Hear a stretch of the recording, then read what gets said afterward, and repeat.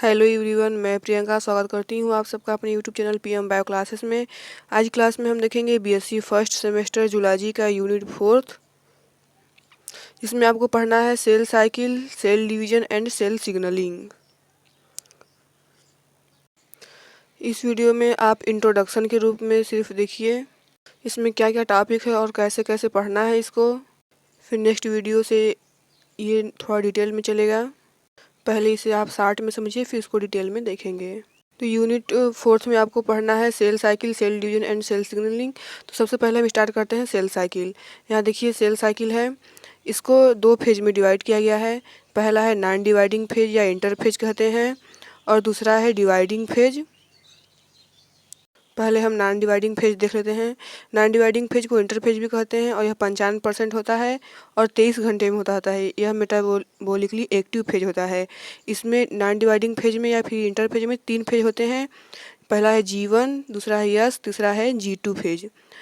G1 phase को growth first phase कहते हैं, एस फेज को सिंथेसिस फेज, और G2 को ग्रोथ सेकेंड फेज या फिर गैप सेकेंड फेज कहते हैं, या फिर इसको ग्रोथ फर्स्ट फेज को भी गैप फर्स्ट फेज कहते हैं।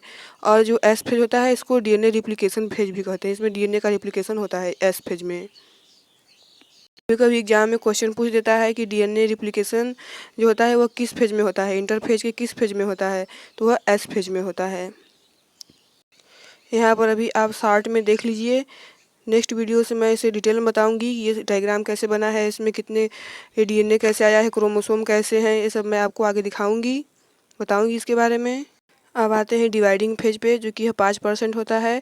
इसमें डिवाइडिंग फेज में दो फेज होता है, एक माइटोसिस होता है और एक मियोसिस होता है। माइटोसिस को सोमैटिक डिवीजन भी कहते हैं या एक्टिव डिवाइडिंग फेज भी कहते हैं, या फिर इसे इक्वेशनल फेज भी कहते हैं। इसमें क्या होता है, एक सेल से दो सेल बनते हैं, और जो फर्स्ट सेल होता है उसे पेरेंट सेल कहते हैं, जिसमें 2n होता है, यानी ये डिप्लॉयड सेल होता है। और जो डॉटर सेल बनता है, एक सेल से दो सेल बनते हैं, दो डॉटर सेल बनते हैं, और वो दोनों भी डिप्लॉयड ही होते हैं। 2n इसमें भी रहता है पेरेंट में, और 2n डॉटर में भी रहता है। बट यहाँ मियोसिस है। मियोसिस में देखिए एक सेल है, एक सेल से दो सेल पहले बना, फिर दो सेल से चार सेल बनता है। तो जो ये एक सेल पेरेंट सेल है, ये तो डिप्लॉयड होता है। बट जब ये मियोसिस फर्स्ट करता है तो दो सेल बनाता है, लेकिन वो कैसे होता है, हेप्लॉयड होता है। और फिर जब वो दो सेल फिर चार सेल बनाते हैं तो उसमें मियोसिस सेकेंड होता है, और वो चारों सेल भी हेप्लॉयड होते हैं। मतलब ये डिप्लॉयड से हेप्लॉयड बनाता है, फिर हेप्लॉयड से हेप्लॉयड बनाता है। एक सेल से दो सेल, फिर दो सेल से चार सेल। इसमें मियोसिस फर्स्ट और मियोसिस सेकेंड दो होता है इसमें। यहाँ देखिए जब आप माइटोसिस पढ़ेंगे तो आपको उसमें दो फेज पढ़ने को मिलेगा। एक कैरियोकाइनेसिस होता है और एक होता है साइटोकाइनेसिस। कैरियोकाइनेसिस में आपको सब स्टेज पढ़ने को मिलेंगे। क्या प्रोफेज है, मेटाफेज है, एनाफेज और टीलोफेज मिलेगा आपको। और देखिए साइटोकाइनेसिस जब आप पढ़ेंगे उसमें, तो उसमें पहले आपको एनिमल सेल में पढ़ना है, प्लांट सेल में तो पढ़ना नहीं है, क्योंकि जूलॉजी में आप एनिमल के बारे में पढ़ते हैं। तो उसमें जो सेल डिवीजन होता है वो सेल फरो के द्वारा होता है। ये सब अभी आप आगे डिटेल में पढ़ेंगे इसको। तो देखिए ये हो गया सेल साइकिल। सेल साइकिल का मतलब इसमें आपको इंटरफेज और डिवाइडिंग फेज मिलेगा। फिर ये लगातार ऐसे होता रहता है। इंटरफेज डिवाइडिंग फेज में सब बदलते रहते हैं, माइटोसिस होता रहता है, और इसमें सेल डिवीजन होता रहता है। इसी प्रोसेस को सेल साइकिल कहते हैं। अब सेल डिवीजन के बारे में भी देख लेते हैं, सेल डिवीजन क्या होता है। तो देखिए है डिफिनीसन इसका है, cell arises from pre existing cells, this process by which आकर इज कॉल्ड सेल डिवीजन। इसका मतलब ये है कि जो सेल होते हैं वो बनते हैं किससे, प्री एग्जिस्टिंग से। जो पुराने सेल होते हैं, जो सेल पहले के हैं, उन सेल से जो फिर नए सेल बनते हैं, उन्हीं को, उस प्रोसेस को कहते हैं सेल डिवीजन। यानी पुराने सेल से नए सेल को बनना कहलाता है सेल डिवीजन। यहाँ देखिए जैसे पेरेंट सेल है, ये ओल्ड सेल है। इसमें जब सेल डिवीजन हुआ तो डॉटर सेल बना लिया, यानी नया सेल बन गया। यानी जो सेल डिवीजन होता है वो डिवाइडिंग फेज में आता है, अभी मैंने आपको पहले बताया। फिर उसके बाद फिर यहाँ है जो सेल डिवीजन है, इसमें आपको पढ़ना है माइटोसिस और मियोसिस। माइटोसिस को मियोटिक या सोमैटिक सेल डिवीजन या इक्वेशनल सेल डिवीजन भी कहते हैं। इसमें क्या होता है, यहाँ देखिए लिखा है विच क्रोमोसोम नंबर रिमेन सेम। इसमें क्रोमोसोम का जो नंबर होता है वो सेम होता है। देखिए कैसे सेम होता है। यहाँ पे पेरेंट सेल है, यह पेरेंट सेल है, एक सेल है, और इसमें जो है क्रोमोसोम है डिप्लॉयड है। ये डिप्लॉयड नंबर है। जब इसमें माइटोसिस हुआ यानी सेल डिवीजन हुआ तो ये 2 सेल बना लिया, 2 डॉटर सेल बना लिया, ये न्यू सेल बनाया है, 2 डॉटर सेल नहीं, ये न्यू सेल है ये।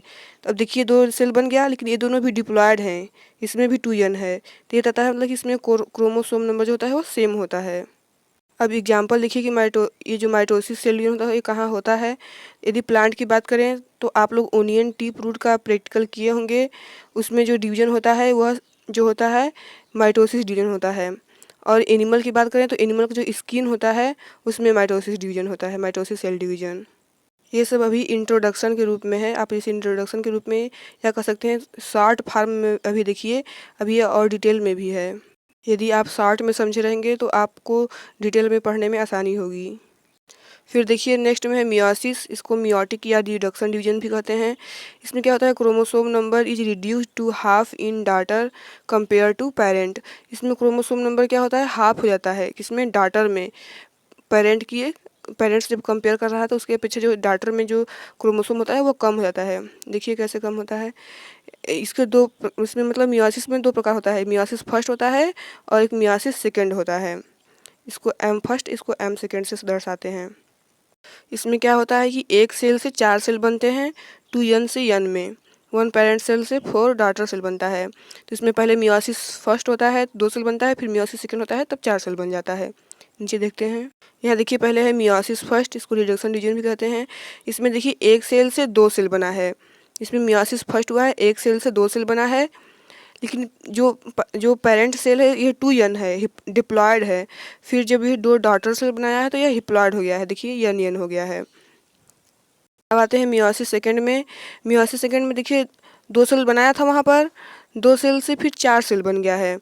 तो ये 2 सेल जो बना था, यहाँ देखिए ये 2 सेल जो बना था वो हिप्लॉयड है, n सिर्फ है। ये जो 2 सेल बनाया है n है, अब ये जो 2 सेल है ये 4 सेल बनाया है, लेकिन ये भी n ही है, हिप्लॉयड ही बनाया है, डिप्लॉयड नहीं बनाया, हिप्लॉयड है। देखिए ये दोनों सेल हैं, ये भी 2 सेल बनाया है, ये 2 सेल बनाया, तो ये दोनों सेल मिलकर 4 सेल यहाँ पर बनाए हैं, लेकिन n से n ही बनाए हैं। यह है मियोसिस सेकेंड। एग्जाम्पल देख लीजिए, मियोसिस सेल डिवीजन कहाँ होता है, तो मियोसिस सेल डिवीजन होता है वह एनिमल के जर्म सेल में होता है, जैसे मेल का टेस्टिस हो गया, फीमेल के ओवरी में, जिसमें स्पर्मेटोगोनिया बनता है, जो कि मियोसिस करने होने के बाद 4 मतलब कि यहाँ स्पर्म बनाता है, एक स्पर्मेटोगोनिया से 4 स्पर्म बनते हैं। वैसे देखिए यहाँ पे फीमेल में ओवरी है, इससे उगोनिया बनता है, उगोनिया यहाँ पे है, यह 2n है। यहाँ पे जब मियोसिस हुआ तो इसमें एक ओवा और 3 पोलर सेल्स बने हैं यहाँ पर। यहाँ देखिए टेस्टिस में स्पर्मेटोगोनिया से 4 स्पर्म, एक स्पर्मेटोगोनिया से 4 स्पर्म बनते हैं, बट यहाँ ओवरी में एक उगोनिया से सिर्फ एक ओवा बनता है और 3 पोलर सेल्स बनते हैं। देखिए आप लोग सेल डिवीजन भी देख चुके हैं, सेल साइकिल भी देख चुके हैं।